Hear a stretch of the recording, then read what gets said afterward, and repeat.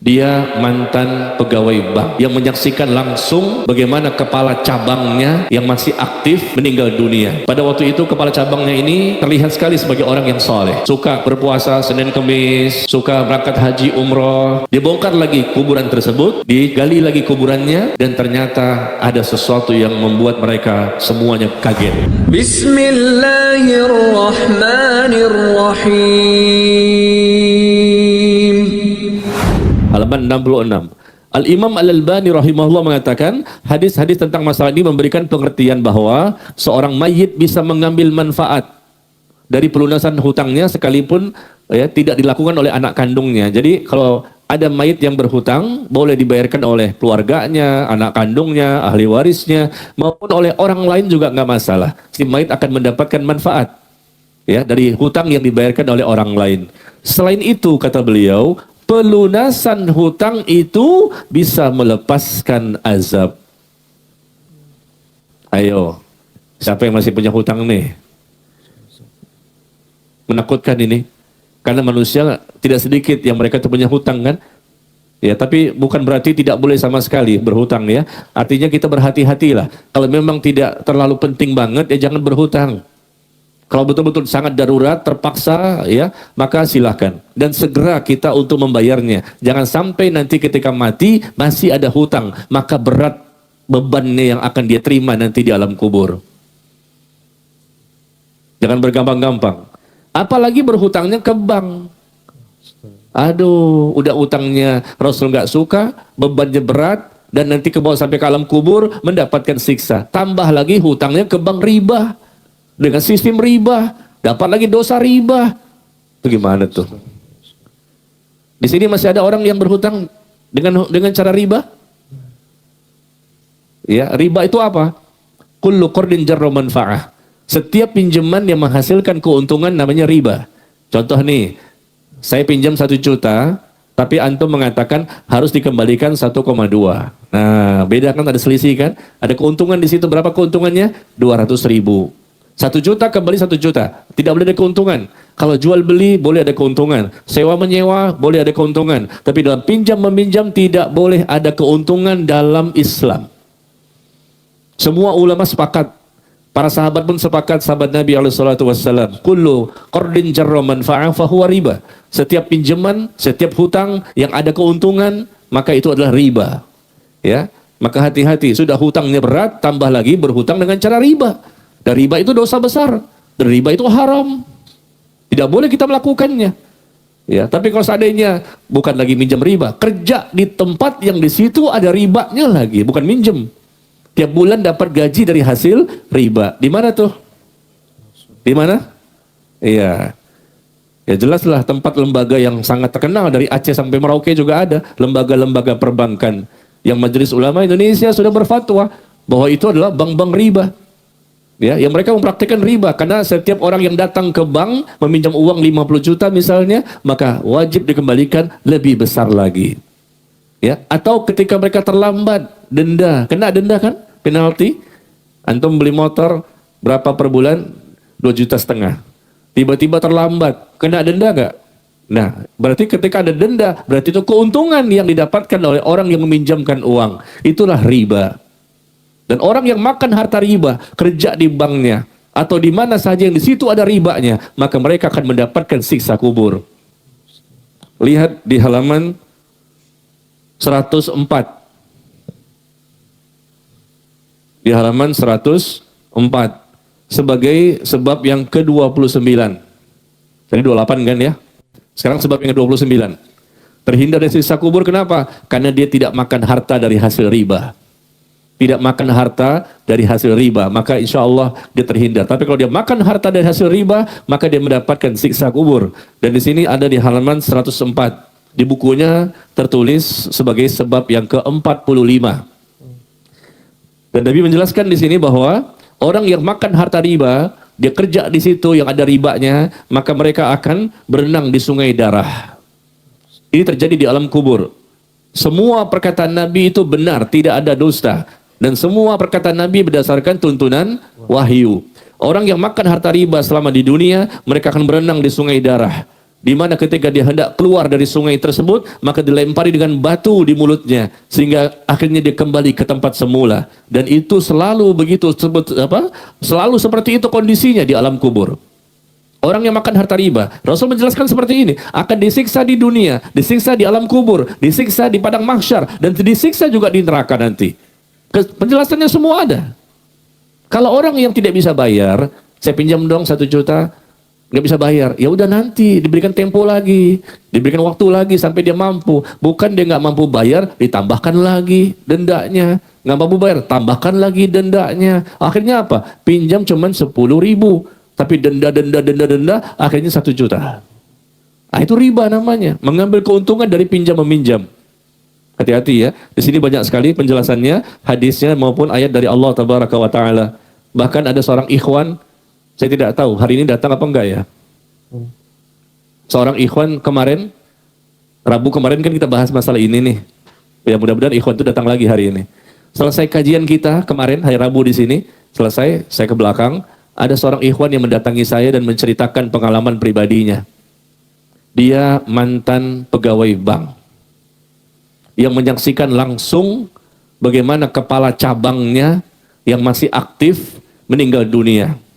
Pada waktu itu kepala cabangnya ini ya terlihat sekali sebagai orang yang soleh, suka ya berpuasa Senin Kemis, kemudian juga suka berangkat haji umroh, suka bersedekah, banyak sekali amal solehnya. Masya Allah, kelihatan sekali solehnya.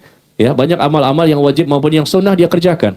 Tapi dia sebagai kepala cabang bank riba di Jakarta. Nah, ikhwan ini ketemu saya kemarin di belakang, selesai kajian Rabu kemarin, menceritakan, saya sudah keluar Pak Ustadz, dan kita punya komunitas anti riba. Kami ini ex-bankir. Ya, mantan-mantan pegawai bank yang berkumpul dalam suatu komunitas, dan kami punya pengajiannya.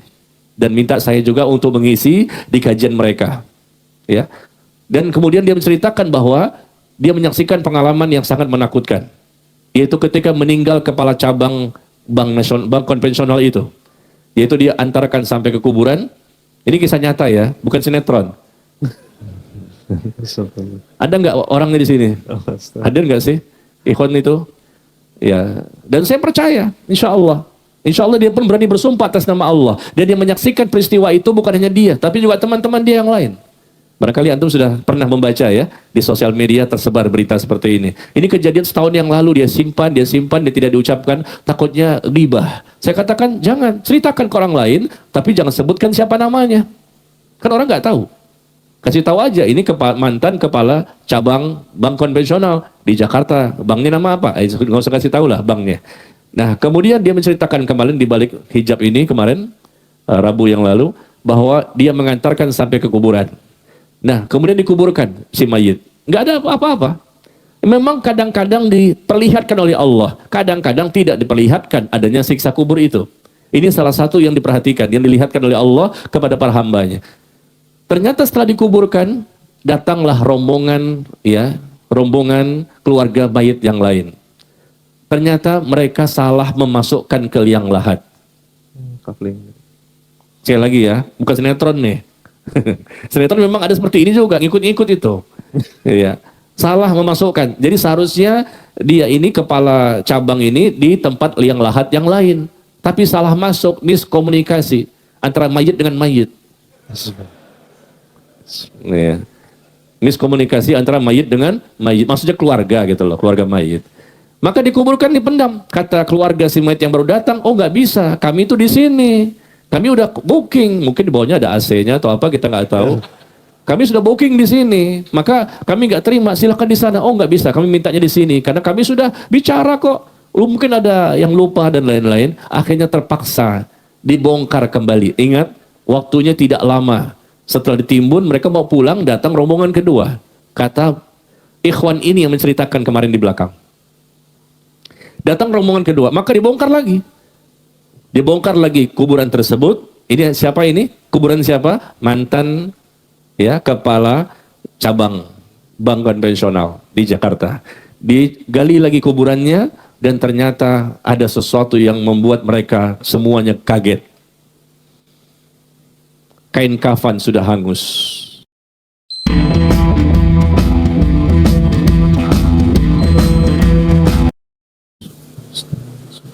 jasadnya pun sudah hangus, dan papan-papan itu yang menutup itu hangus semuanya dalam waktu yang sangat singkat.